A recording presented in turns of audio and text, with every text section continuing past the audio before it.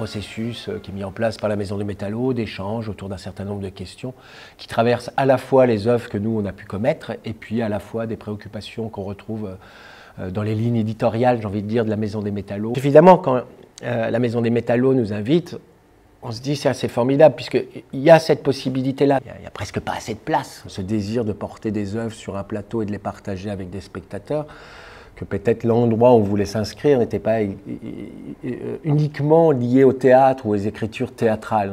On a lorgné du côté de la philosophie, des scénarios de films, du journalisme, des essais, de la question de l'image, du cinéma, du son. Et tout d'un coup, avec tout ce qu'on arrive à partir d'une thématique ou d'un sujet ou d'un spectacle ou d'une figure ou d'un film, etc., ou d'un scénario, tout ça, tout ce qui nous vient, on le ramasse, on le regroupe et on va composer notre propre partition, notre propre spectacle à partir de tous ces matériaux. Ce qui nous a toujours réunis, c'est d'avoir un endroit où se voir, en tout cas d'aller, d'avoir un rapport à l'atelier comme ça, qui fait qu'on a un endroit où on va tous les jours. Au début, on vient plutôt du collectif, du groupe. Il y avait des gens qui venaient du cinéma, il y avait quelqu'un qui venait plutôt des arts plastiques, nous on venait du monde de la musique, il y avait des comédiens et des comédiennes.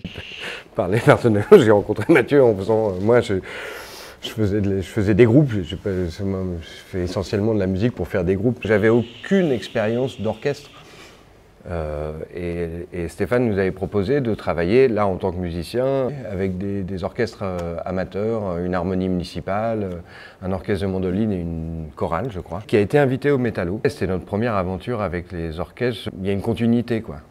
Et ça a du sens pour moi de revenir jouer avec un orchestre ici.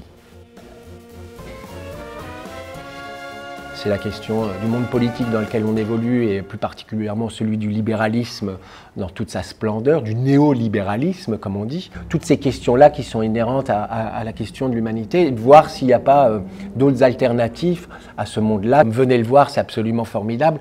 Mais elle est la réponse, ou elle a un instant T, une nécessité à un moment donné de porter cette parole par rapport à le monde qui nous entoure. Les hymnes en jeu, qui est aussi un projet qui est assez important, puisqu'il mêle une aventure collective que nous avons construite avec Sylvain il y a maintenant ça 10 ans, même si c'est Sylvain qui est à la tête de l'orchestre, puisqu'il est le directeur artistique de l'orchestre. On demande systématiquement à un compositeur de s'emparer d'un hymne national, avec toutes les questions que ça pose.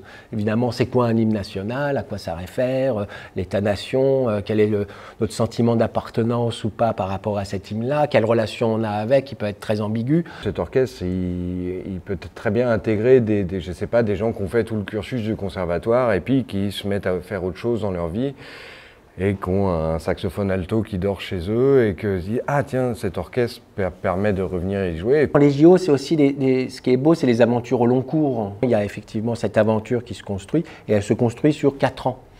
Donc ça veut dire que à chaque fois on retravaille sur des nouveaux hymnes. C'est assez beau de s'imaginer que en 2024, il y a évidemment ce fameux rendu, puisque on sera en plein dedans et ce sera en juin 24, mais il y aura effectivement un orchestre qui se sera constitué de tous ces gens qui, à un moment ou à un autre, ont croisé les hymnes. Donc 50, 60 musiciens, et avec un répertoire qui sera assez riche et assez large. J'ai pas compris. Face A, face B, il est un peu sourd. Ah non, j'ai rien compris à la question. Non, et c'est 2 mots sur face A, face B. Alors, face A, face B. On se le refait ensemble. Ouais. 3, 4. Face A, face B. C'est un disque qui servait pour l'habillage sonore, donc ça va d'un carnaval chinois à un accident de voiture, en passant par des explosions de dynamite, de la vaisselle qui casse, un mec qui creuse, tout ça. Je me suis dit, tiens, je vais prendre la face du disque comme une succession de catastrophes, et c'est la face du disque qui va dicter le temps et le set du concert. Et donc, comment on fait pour passer en musique des otaries aux chiens africains, en passant par des poules, des dindons, etc. Il y avait une façon comme ça de continuer cette réflexion-là autour de la question de cette notion qu'on a de l'écoute de nos oreilles et comment on écoute le monde aujourd'hui, quoi. La clairaudience. C'est de l'autopromotion. Ouais, oui, c'est toujours un peu compliqué de répondre à cette question-là par curiosité, par envie à un moment donné de se laisser faire par... de l'horreur, avec Ayn Rand. Du voyage, une agence de voyage, les hymnes. Les hymnes, oui. Un DJ set un peu loufoque. des performances, des champignons. Venez faire une butinerie avec nous au Métallo. Et on mange à une ronde à la fin toujours? On va manger à une round, ouais. Ça quand même, on va essayer de garder ça.